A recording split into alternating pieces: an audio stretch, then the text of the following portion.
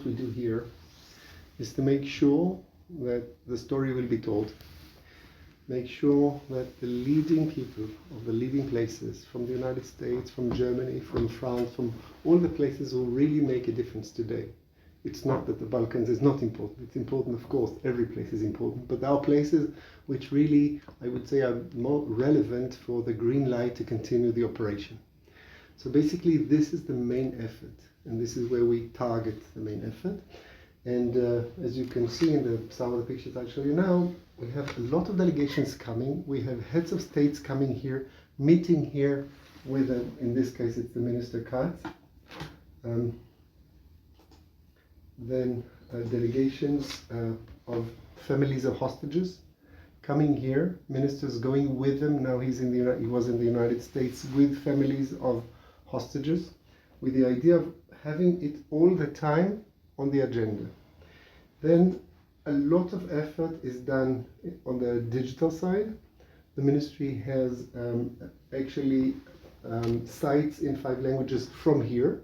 And of course we have 108 embassies and consulates, so a lot of them are working from abroad and using materials in different languages. So a lot of things are translated, and some materials are made in the different places.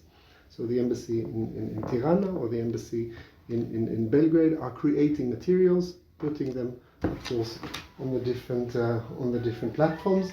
We have Twitter, Facebook, Instagram, TikTok, LinkedIn, Telegram, and YouTube. In all the platforms there is Ministry of Foreign Affairs. Sometimes it's with a bit of a different name. And of course, until now we reached more than 4 billion reaches, we call it. That means it's likes, shares, and of course all kinds of other comments. A lot of effort is done now with the economic side. Just like Alexander is working a lot to continue and work with Serbia and with the Balkans on different agendas, from AI and innovation all the way to just getting food from Serbia here, fruits and frozen fruits and many other things. This way we work with as many countries as possible, which the effort now is to, we call it restart Israel, to restart the effort, the economic effort, because after a few months where there was much less, now there's a lot of effort to get to the relevant people and move forward with the economic. So we had big events in the States, in Germany, in London. Then we had one in December with the idea of getting it there. And of course, a lot of the effort is to get the people support. Huge events you can see in Paris, in London, in Rio de Janeiro, and in many other places. And of course, our people are trying to help and assist in creating events and in supporting them and making sure that the leaders of the countries will join and take part. So if we have a big march in Paris, we want the leading figures in Paris to take part.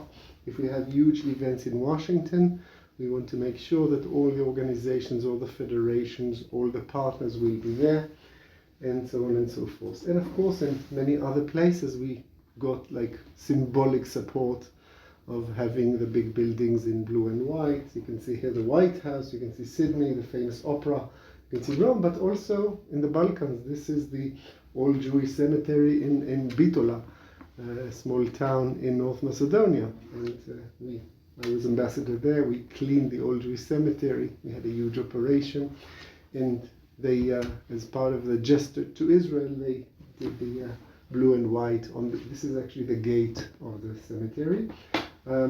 And such events happened around the world, and we are supporting and trying to help organizations who are ready to make special moments, especially on the issue of those who are still kidnapped.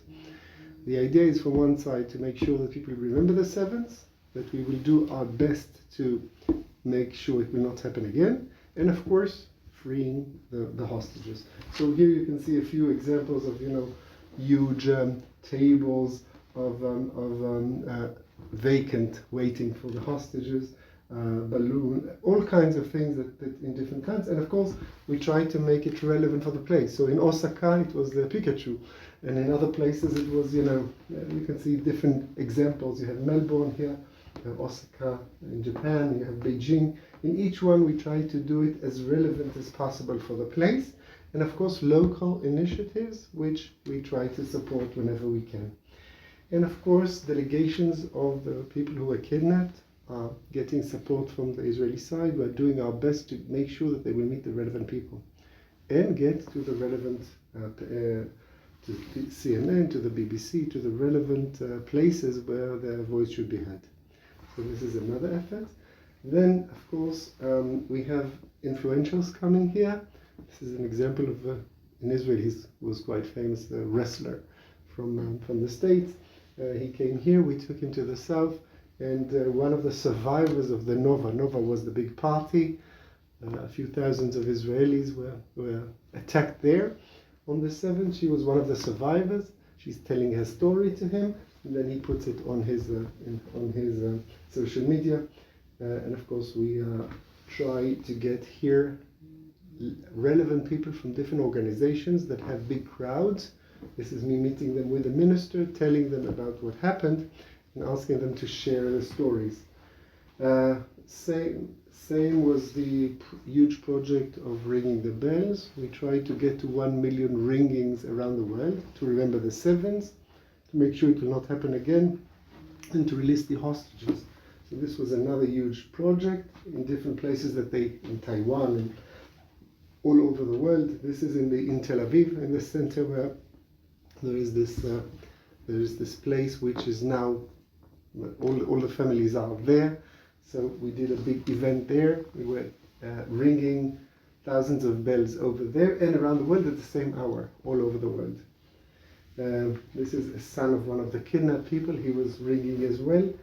This guy is a very famous guy from the Israeli television, Kitzis. He's actually in Israel, he's like, everybody knows him. Like, the idea is always to get people who will create the attention for that.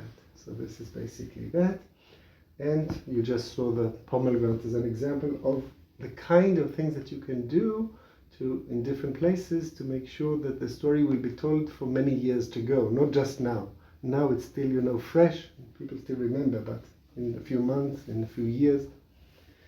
And of course, taking a lot of the delegations to the south. I think in one of those delegations, Alexander was with us as well. I think this one is the one with the Serbs and Montenegrin journalists that were here, and always trying to get Israeli ambassadors to come with us to tell the story of what happened there. This is Kfar Aza. And that was right away after. I think 2 weeks after, 3 weeks after the. Something like that. Really, really quickly. And then, of course, there is this film of 47 minutes, which is totally made by Hamas. I mean, it's all from the cameras on them that they GoPro cameras. Exactly. And actually we just piled it together. We don't show it to everyone. It's very tough to watch, really tough, and it's also very problematic because some of the families ask us not to show it, because you see the loved ones in terrible situations, being attacked, head cut off, all kinds of terrible things, and it's not with pixels, so you see the faces. So basically we have this kind of dilemma, what to show and what not to show, but basically the idea and the agreement with the families that we show it to journalists, to politicians, but we don't open it for everyone. So of course here were influentials. You see, we took pictures of them when they were seeing it, but didn't show, of course, the film. And of course, sending information all the time about how many rockets, how many other things happened. I don't know if you got to see this, but on the Museum of Tolerance in Jerusalem, there is a huge poster with two ladies. One is Mahsa Amini. I don't know if you know the name. Mahsa Amini was an Iranian young girl. She had a bit of her hair out, and then she was killed by the guards in Tehran, and then started riots there, and more than 1,000 people were killed during the riots. Her picture here is made by AI, a famous artist made it, of 1,020 victims of the Iranian regime. So this is her picture. Next to her, this is Shir El-Chaimpour. Shir El-Chaimpour is a young Israeli soldier. On the 7th, she was killed by the Hamas. She was murdered on the 7th, and actually we got her picture from the family, and we made it as well from the 1,200 victims of the Israeli side. You don't really see that it's pixels here, but basically if you go closer, then you see the if I can ask you, yes. How many foreign citizens are there in Gaza? So right now there are not so many. Again, this is it's a tricky question because many of the double passports have double citizenship but there were more than 70 in the beginning. Right now we're talking about around again it depends how you count them, between 30 to 40 for sure, and again from different nationalities, and a lot of them have dual citizenship. So do you have cooperation with that countries? With the countries, yes, we have cooperation with all of them. And in some of the cases, people who were rescued because of a lot of pressure that was done by the Russians, by others. 2 Russians were released, and a lot of it is pressure that these countries are making. We got some countries were even ready to go further and offer for many others dual citizenship. Again, we are considering it. The question is, of course, what will help. Because just doing it doesn't help us. We're looking for ways to make sure that they will come back safe, at least those who are alive. And this is very tricky. This is very tricky. Even it changes, of course, the possibility of acting in many of the places. We know that the leaders of Hamas are surrounded by Israeli kidnappers. So it's really tricky to decide where to go. It's a way to bomb even. We know sometimes that there is a leader of Hamas somewhere, but we're not shooting there because we know that around him there are Israelis kidnapped. So it's really tricky. The guy who made it is an Iranian. And of course, there are a lot of the challenges that we have to still face, a lot of demonstrations. In some places, much less now. Both in Germany and in France, there are laws now that you're not allowed to do any kind of demonstration, especially not if it's in support of terror organization. So the effort is to make sure that Hamas will be declared as a terror organization everywhere, and at the same time do the best in places where there is no legislation to talk to the leaders, to talk to the heads of to the mayors and to everybody else to make sure. And of course, a lot has to do with what kind of country you want to have. Who are you going to support? And this is a question that we ask them. We tell them, you can be quiet, you can do nothing, but it's on your doorstep, as we say. We use a lot the phrase that the West is next, and it's true not just for the West. I mean, it can happen everywhere, and you see these cells of radical Islam everywhere growing. So big problems with demonstrations, big problems with the academy. We're getting a lot of delegations of some countries stop relation with Israel. Well, we have. Do you have problem with international isolation because of Israel answer? Well, right now we actually the amount of countries who changed totally the relations with Israel is very, very small. Very small. There are very, very few. Even a country like South Africa that made the accusation against Israel did not cut relations. If you think that we're Satan, why do you continue relations? I mean, but again, we know that it's all a huge manipulation. We know that a lot of the money that they get is coming from sources which are supportive of Hamas. We are very much aware of that. But I'm saying the foreign relations of Israel are certainly having a challenge, no doubt. No doubt there's a challenge because, you see the pictures from Gaza and they're not easy. They're not easy for us. When I see the pictures, I feel very bad. But you have to understand that the question is here to be or not to be. I mean, it's not something that we can afford ourselves to have Hamas back in power in Gaza after what they did. And by the way, when you listen to their leaders, they say we'll do it again and again and again.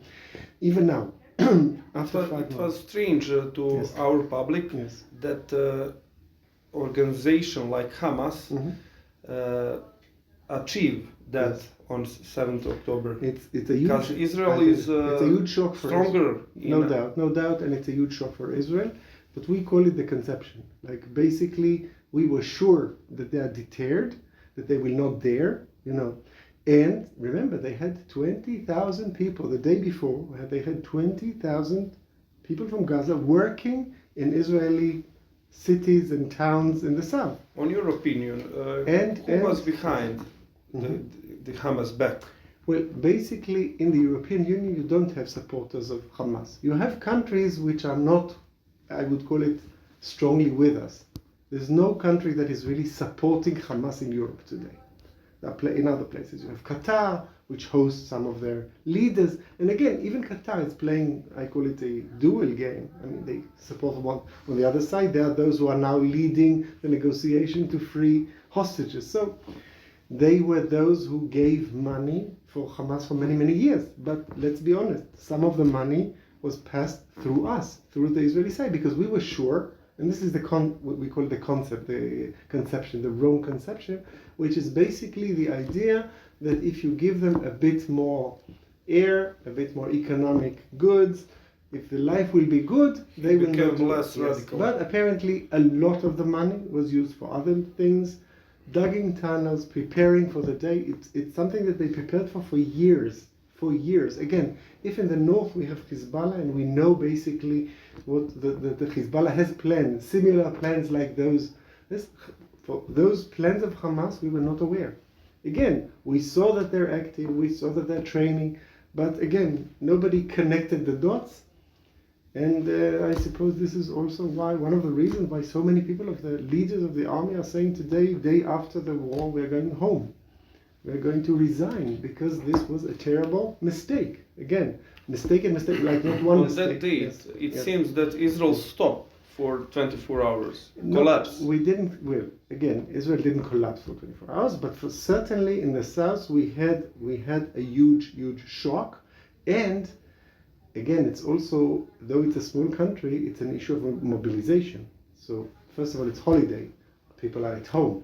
They have to get to the bases. They have to take you're not sitting with, I don't have the tank next to my home with ammunition.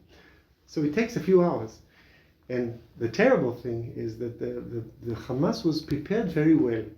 And they targeted first all the relevant places on the border which give us the intelligence, and at the same time, the few places where we had soldiers, and they had wonderful inside information about the different places. So in some of the places we know we found materials and we from getting their evidence afterwards, we know that in certain places the first people they were looking for are those in charge of security in every community. They were the first that they targeted. So in some cases it was terrible because they got them. In other places these people succeeded to escape this first attack, and then the situation in some kibbutzes is terrible and in others is totally different. So we have terrible situations in Kfar Aza and very difficult one in Be'eri, but you have other places where, like the groups of this succeeded to overcome the first shock and fought back, and in one or two places there were even almost no people killed. So you have different, the situation in the south is very different. Of course, there's the story of Sderot. I hope that we'll get you there to see, where there was a huge fight on the building of the police. But again, the police there was not ready for such an attack. And we are talking to you about, again, even we had in the past attacks. And even a lot of the people you talk to are telling, yes, we know. There was the red siren. We saw like always we have one or two. It's terrible, but one or two, and we have the system of rockets which stops, the Iron Dome stops most of the things that are coming. So basically we thought, half an hour, but then 10 hours passed and they're still there and they're still shooting. And they did a huge bombardment altogether at the beginning. So they had people were staying in and they ran in. The first wave with 3,000 soldiers or terrorists that came in. Now, even if places that you did have 5-6 soldiers, you don't usually have more than that in each one of those places. Because again, unless if you know that something is happening. And in such case, then of course, you bring the whole army if needed. So the misconception was one thing, and of course a lot of bad luck. The fact that there was this huge party, which got all the confirmation to be made. I mean, they had all the authority, like, you know, when you want to make a big party, you must get from the police some kind of, you know, permission to conduct it. So they had the permission. They had special 20 policemen were there for that. But at the end of the day, when 3,000 people, you know, come over such a party, including coming from the air with coming from by foot, and with tractors and with motorcycles. I suppose you saw some of the little videos on Telegram and in other places. It's everywhere. So we were not prepared, and of course this is a lesson that will be learned seriously. But for many Israelis, they find it hard to believe that it happened. Not just for people, you know, in the Balkans. And I heard a lot of people about saying, you know, you're telling us all that I was ambassador to North Macedonia. You were telling us how Israel, you know, is strong and, you know. We heard about Mossad, yes. Great stories. Yes. How and they are happened. Yes. And this is one of the things that will be, I'm sure, there will be an investigation, and we will understand how it happened, so it will not happen again, even less to punish someone, but in order that it will never happen again.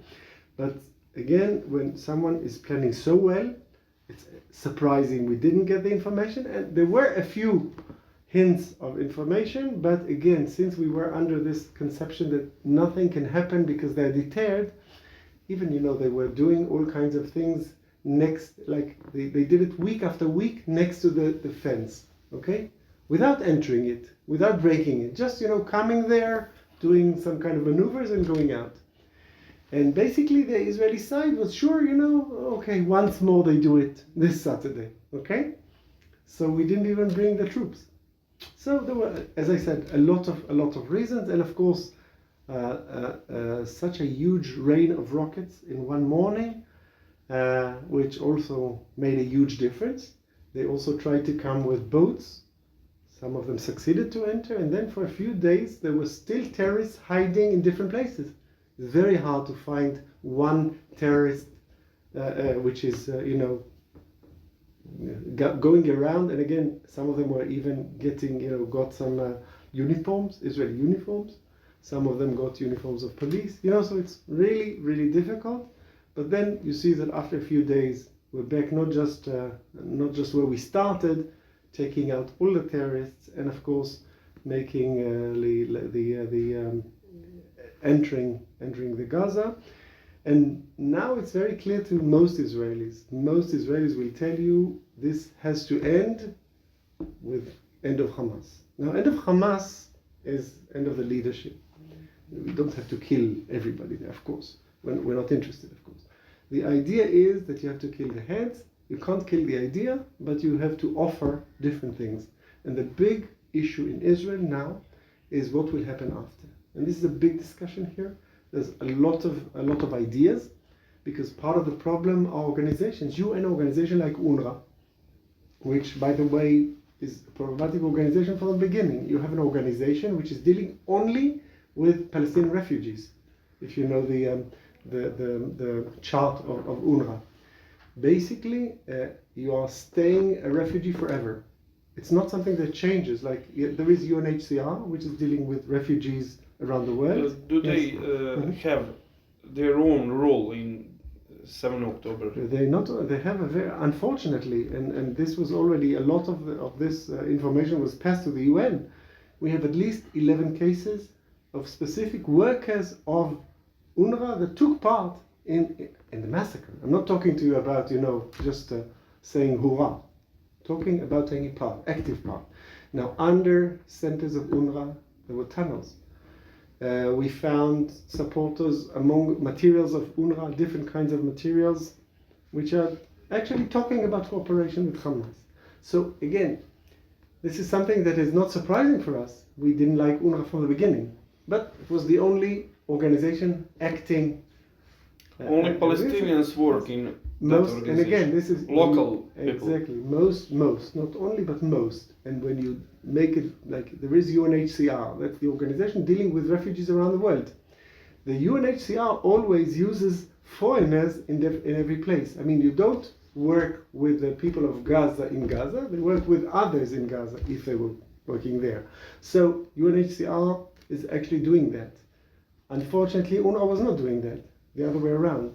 Most of the people working for them were the people of Gaza.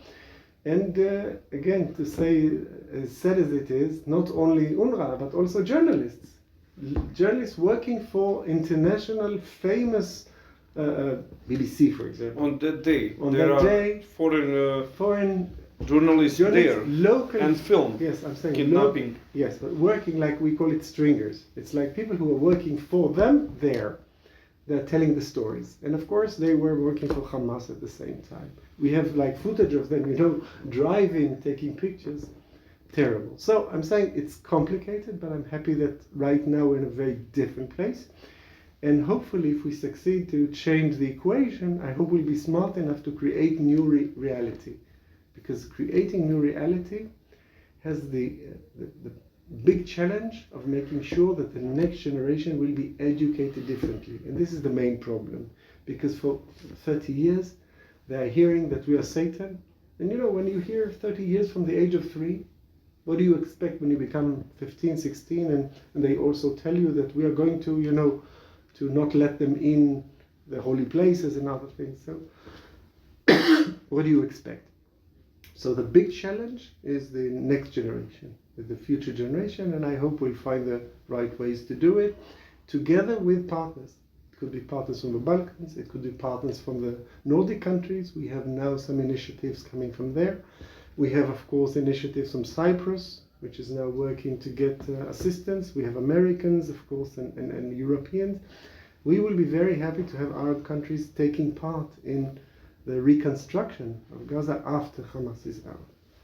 And again, as I say, a lot depends on the importance now of what is happening in Gaza is because we have other neighbors and they're all waiting to see what is going to happen. Because what will happen in Gaza will make the clear sign for Hezbollah in the north and of course for Iran in general. And of course, a lot of it, I'm sure you know, a lot of it is led by Iran. Even if they don't press, they don't give the direct command, it's inspired by Iran, they're trained by Iran, they're getting funds from Iran, getting ammunition from Iran, so theory, so other ways. So basically, a lot of the effort has to be targeted to the Iranian threat, and we share this information with everybody. We share the information about what's happening, and remember, Iran is also working to have nuclear weapon, and it's not far from having that. Now think about the situation that you have such attacks, and that something else is used as well. So again, this is like, I would say, the big picture, and a bit about what we're doing here. And I'm happy that you came to visit us, and I hope that we'll be able to share with you more information and possibilities about a lot that is happening here. I think one of the other things I would like to mention is that what we saw, I'm in charge of the civic society here in the ministry. I'm working with NGOs, with all kinds of organizations, and one of the amazing things that happened during this war is that the civic society from day one took partially some of the roles that the government didn't take and worked together with the government until now, and is continuing to make sure that there will be no soldiers who have from ammunition to the right ceramic things that they need to defend themselves, and helmets and everything. And of course the army has everything, but things were not coming on the right time, were not reaching the right places. Huge amounts of people are organizing food for the soldiers when you will enter the Gaza sector, before the Otef, the region around the Gaza. At the entrance there's a huge center where people are giving food and drinks and everything that you need, from warm shirts all the way to shoestrings. They all made by donations. and they're sitting there every day from early morning till late at night to make sure that everyone that enters get everything that he needs. And again, all that is done by volunteers and by donations. So a lot of the things are done this way, and of course the government woke up and is taking part in most of the things needed. But this combination of the civic society together with the government is really making a difference now. So worthwhile mentioning that, and of course we'll be happy to connect you so you can visit also such places, both to see how the civic society is active, but also to see initiatives which are special. I just visited yesterday a huge project where 50 huge places were made by graffiti. In the center is the story of one of the girls that was murdered, and the idea is that people who are evacuated now can come and take part. It's part of the way to feel better and to get, you know, your health needs by acting. You do it by acting, you do it by drawing, you do it by music. So one of those things is a huge project which is now in a place called Gvulot, which is really by Gvul is the border. So borders is the name in Hebrew of this place. Amazing project of graffiti on walls, which the idea is that people from locals together with Israeli from all over are drawing on walls to remember. So remembering and assisting the resilience, strengthening the resilience of Israel. These are the two, I would say, main objectives of the public here. And our effort is, of course, to try and tell the story and make sure that people will not forget the seventh, even though they see not easy pictures today. Thank you for your time. Thank you. Pleasure. Any questions? Anything else? Maybe...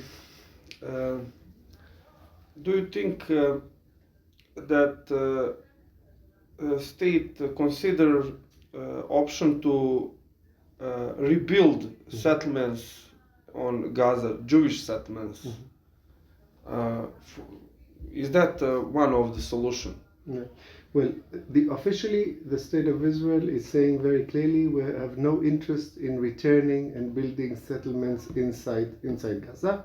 In 2005, Israel had quite a few settlements there, and we decided one-sidedly to go out from Gaza to the international border.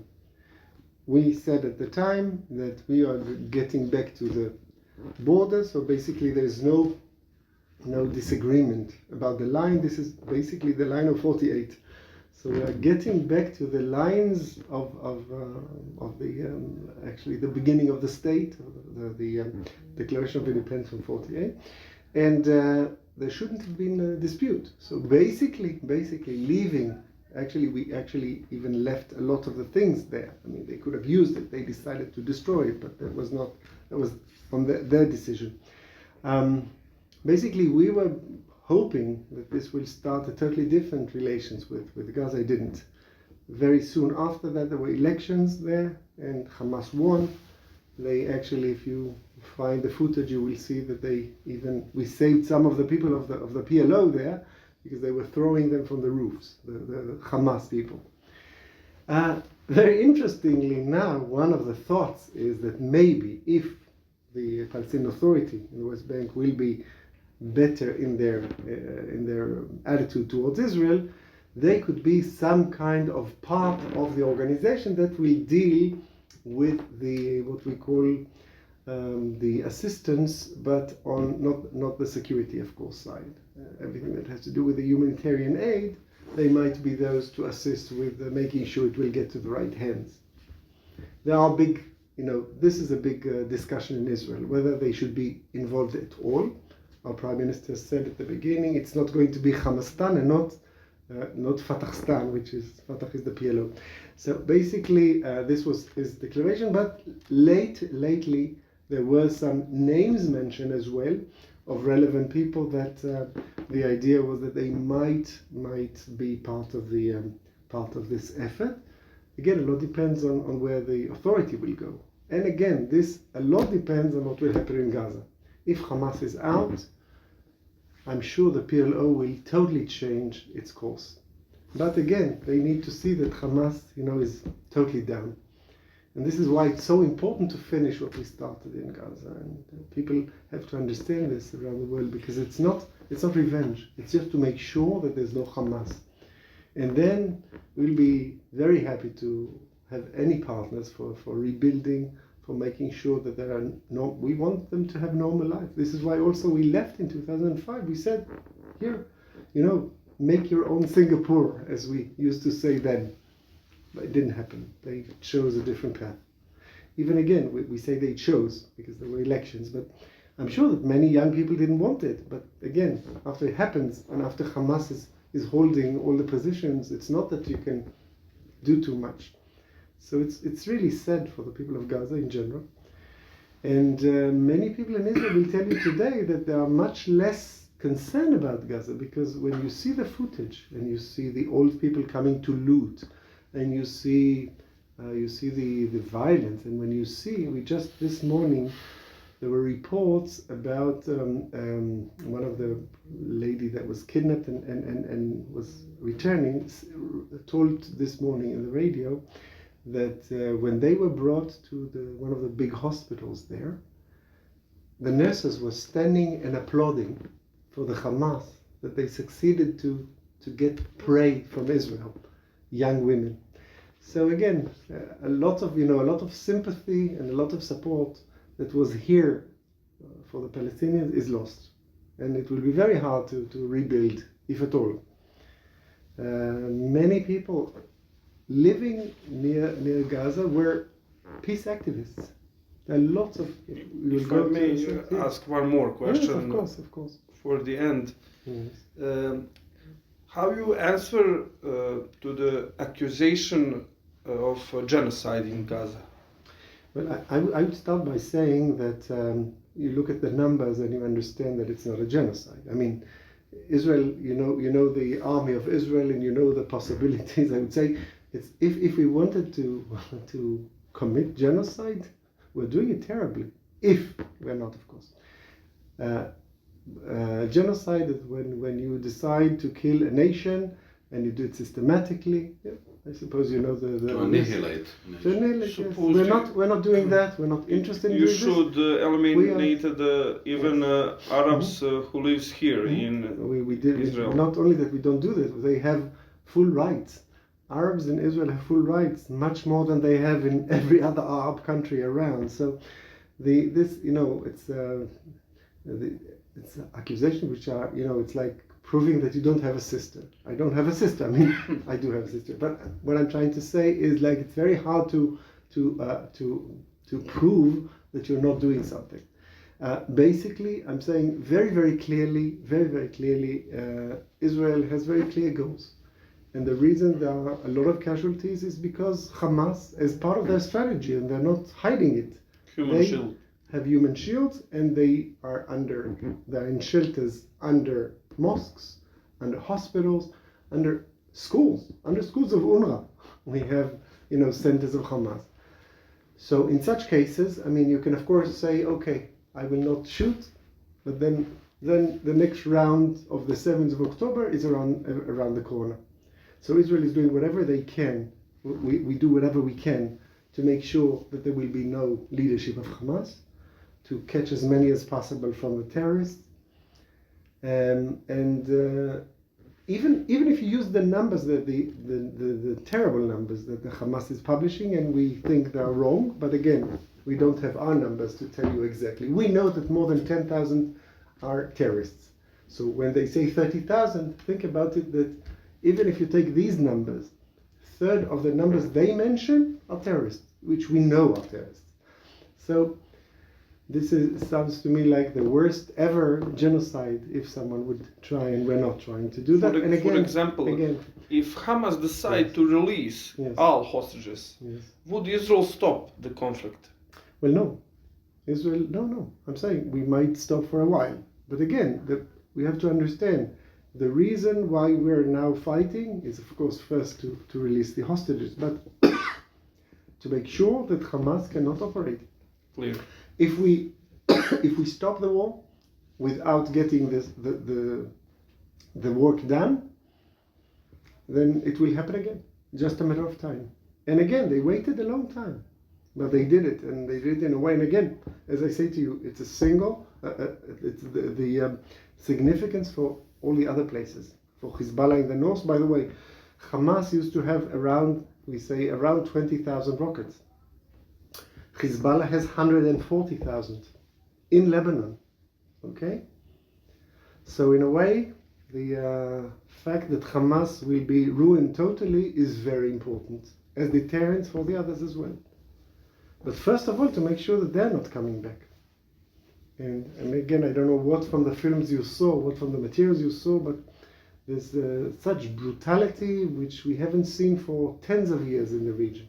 Again, there were terrorists, terrible terrorists here. Terrible things were done to Jews and to Israelis in the last 30, 40 years. Each time it was, small group trying to do something in a different place. But at the end of the day, nothing like this ever happened to us. We say that it's the most terrible catastrophe that we had since, with also the numbers, since the Holocaust. Think about it. We're talking about now when we have an army and we have a state and we have the all the organizations. So this is a terrible shock for us, but again, I'm sure that we will not only survive, but we'll win. And I hope next time when you come, it will be already after. And then we'll talk about how great is now a new situation in Gaza. I hope so. I hope so. If not, we're in trouble. Thank you for the conversation. Pleasure.